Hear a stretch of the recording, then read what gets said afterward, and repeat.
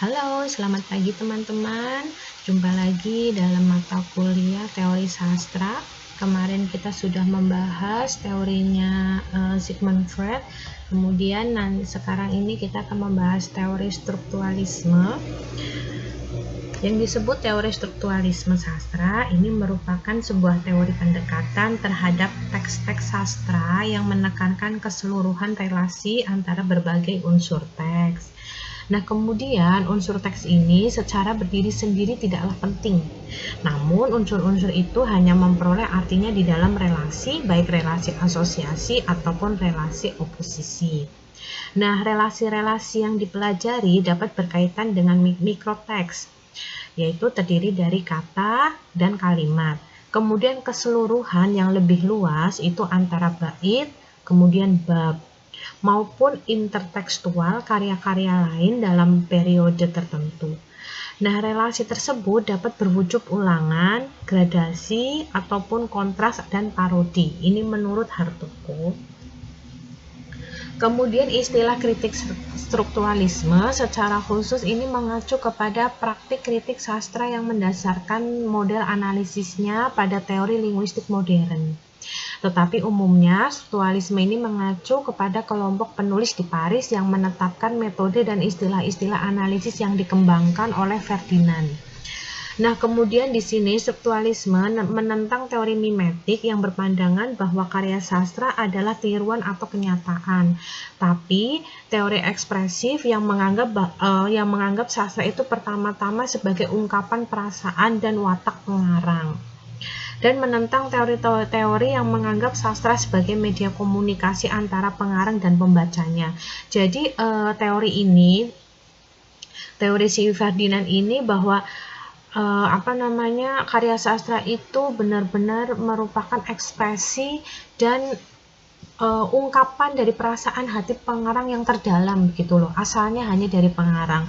Jadi makanya Ferdinand ini lebih cenderung pandangannya ke pengarang, bukan pengarang itu melihat situasi atau di lingkungan sekitar atau yang disebut mimetik itu bukan, atau bukan ingin menyampaikan kepada pembacanya itu ungkapan hati itu juga bukan, tapi murni dari ungkapan perasaan pengarang dan hanya ingin dia itu bercerita. Tidak ada tujuan lain selain dia hanya bercerita, dia mengungkapkan, kemudian dia hanya ingin menunjukkan jati dirinya. Seperti itu. Kemudian di sini strukturalisme menurut para ahli, yang pertama menurut Ferdinand, meletakkan dasar linguistik, dasar bagi linguistik modern melalui mazhab yang didirikannya ini yaitu mazhab Jenewa. Nah, menurut Saussure ini, prinsip dasar linguistik adalah adanya perbedaan yang jelas antara signifian, atau signifian ini disebut bentuk, tanda, lambang, dan signifi yang ditandakan. Jadi signifian itu bentuk, tanda, lambang, kemudian signifi itu yang ditandakan antara parol, tuturan, dan language, bahasa, dan antara sinkronis dan diakronis.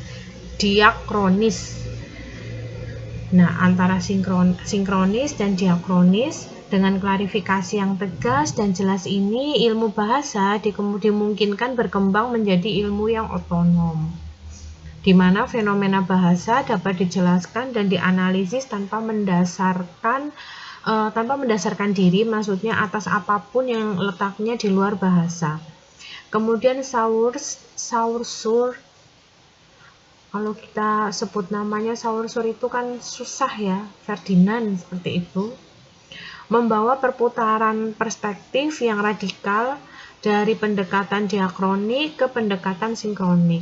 Sistem dan metode linguistik mulai berkembang secara ilmiah dan menghasilkan teori-teori yang segera dapat diterima secara luas. Nah, keberhasilan studi linguistik ini kemudian diikuti oleh berbagai cabang ilmu lain seperti antropologi, filsafat, psikoanalisis, puisi, dan analisis cerita. Gitu. Jadi teori sastra ini tetap ada kaitannya nanti dengan antropologi, filsafat, psikoanalisis, puisi, dan analisis cerita. Nah, kemudian teori yang kedua itu menurut Jan Mukarowski. Di sini memperkenalkan konsep kembar artefakta atau objek estetik. Sastra dianggap sebagai sebuah fakta semiotik yang tetap. Kemudian teks-teks sastra dianggap sebagai suatu tanda majemuk dalam konteks luas yang meliputi sistem-sistem sastra dan sosial. Kemudian menurut Shklovsky, di sini mengembangkan konsep otomatisasi dan deotomatisasi yang serupa dengan konsep Roman Jakobson. Nah, tentang familiarisasi dan defamiliarisasi. Dasar anggapan mereka adalah bahwa bahasa sastra seringkali memunculkan gaya yang berbeda dari gaya bahasa sehari-hari maupun gaya bahasa ilmiah. Nah, karena memang sastra itu mempunyai ciri khas sendiri, yaitu bahasanya itu fiktif, banyak sekali unsur-unsurnya, banyak sekali majas-majasnya. Kemudian struktur bahasa ini pun seringkali menghadirkan berbagai pola yang menyimpang dan tidak biasa. Jadi seringkali itu pengarang menyampaikan sesuatu tidak secara langsung, tapi melalui gaya bahasa. Nah, kemudian ada yang menurut Roland, di sini mengembangkan maksudnya seni penafsiran struktural berdasarkan kode-kode bahasa teks sastra. Nah, melalui kode bahasa itu diungkapkan kode-kode retorika, ada psikoanalitis, ada sosiokultural. Nah, mereka menekankan bahwa sebuah karya sastra haruslah dipandang secara otonom. Puisi khususnya dan sastra umumnya harus diteliti secara objektif, yaitu aspek intrinsiknya. Nah, keindahan sastra terletak pada penggunaan bahasa yang khas mengandung efek-efek estetik. Nah, aspek-aspek di sini aspek-aspek ekstrinsik seperti ideologi, moral, sosiokultural, psikologi, dan agama tidaklah indah pada dirinya sendiri, melainkan karena dituangkan dalam cara tertentu melalui sarana bahasa puitik. Jadi kalau menurut Roland di sini dalam teori sastranya itu mereka itu sangat menjunjung tinggi dari unsur intrinsiknya, unsur yang membangun karya sastra tersebut.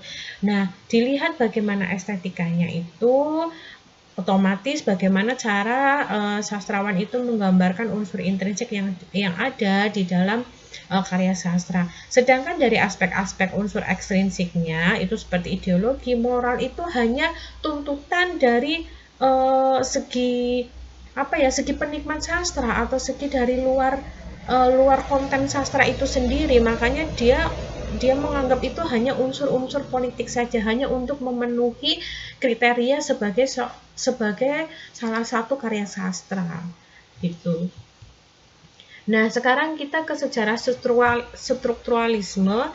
Anda nanti bisa mempelajari sendiri ya lebih dalam bahwa teori strukturalisme itu ada teorinya menurut Ferdinand, kemudian ada menurut Jan Mukarowski, kemudian ada menurut Shklovsky, kemudian ada menurut Roland. Jadi silahkan Anda pelajari sendiri karena memang ini sangat luas sekali, banyak sekali juga teori-teori sastra ini yang muncul dari karya-karya sastra yang lain.